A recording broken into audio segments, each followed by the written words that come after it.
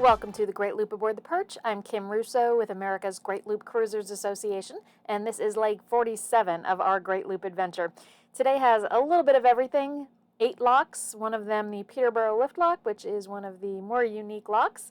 We also had 2 guests aboard on this cruising day, so I'll share a little bit more about that. One of them is my youngest son, my 19-year-old, who was with us for a few days. And we also had one of the lock operators from the Trent-Severn with us. So we picked up Pat right there where the boat is stopped in this track at Lock 20, which is just after we left Peterborough Marina and crossed the lake there.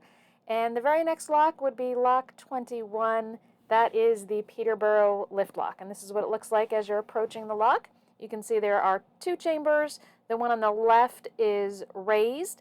This is a very unique lock. It is hydro-powered, and it lifts or lowers boats 65 feet in about 90 seconds. So these are the 4 boats that we would be locking through with. The perch is there in that last picture. It was the back left.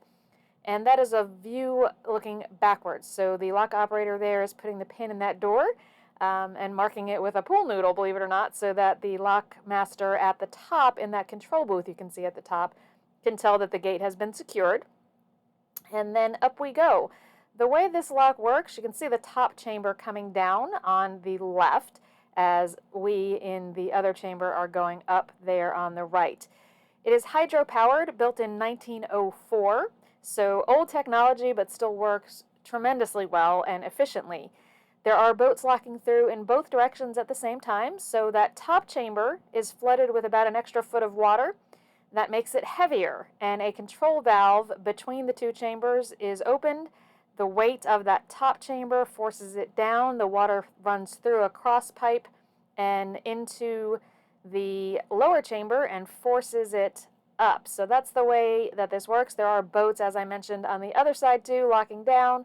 And that is the view as we near the top from the back. 65 feet in the air with just that gate and you being tied to the structure itself on the boat. So a pretty amazing lock. There's a lot more about that lock in our Great Loop lifestyle video about Peterborough, because we got to tour the inside of the lock, so a little bit of a view from under the lock and more about how it works in that video, and I'll put a link in the text for the description of this video if anyone wants to check that out. But we continued on. That is Pat with me. Pat is a lock master at Lock 18 in Hastings, and he and another one of the lock operators there, Jeremy, had that paddle in 2019 and had all of the loopers coming through sign it. They then presented it to AGLCA as a gift a couple years later because of COVID, but it has a place of honor on the perch, and we were thrilled to have Pat aboard with us for a few locks during this leg. Pat, as I said, is a lock operator, but he had never been through one of the locks on a boat, including Peterborough. So we took him for a few locks.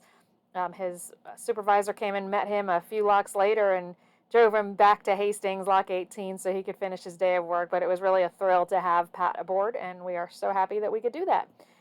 Meanwhile, you're seeing some of the other locks of the day. As I mentioned, we went through 8.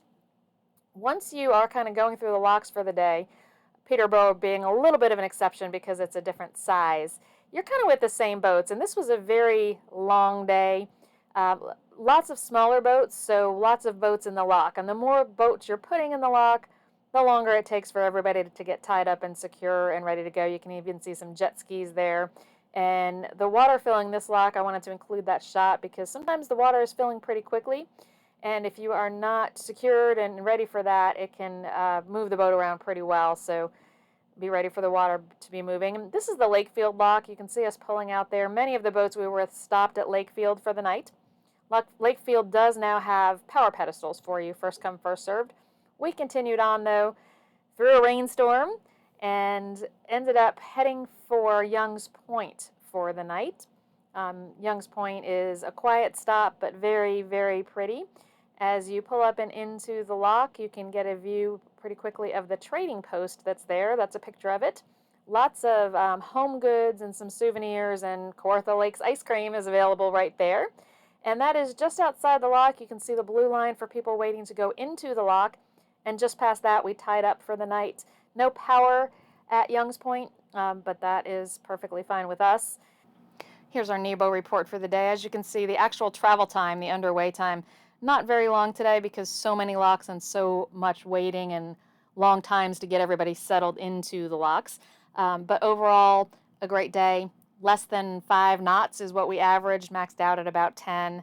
And that's a look at the locks. Each of those red stops is one of the locks we stopped at. And that was our overall track. So long day on hours, short day on miles. We did leave a little bit later than normal so we could make sure we had pad aboard. And because of that, we were out on the water a little bit later than normal. The locks open at 9 and close on weekdays at 5:30. So it was kind of imperative that we get to Young's Point by then, which is great because by that time of day, we're just done. So fun day. Loved the Peterborough Lift Lock. Loved having my son and pad aboard. And we will bring you some more details of the Trent-Severn on our next leg. Thanks for watching.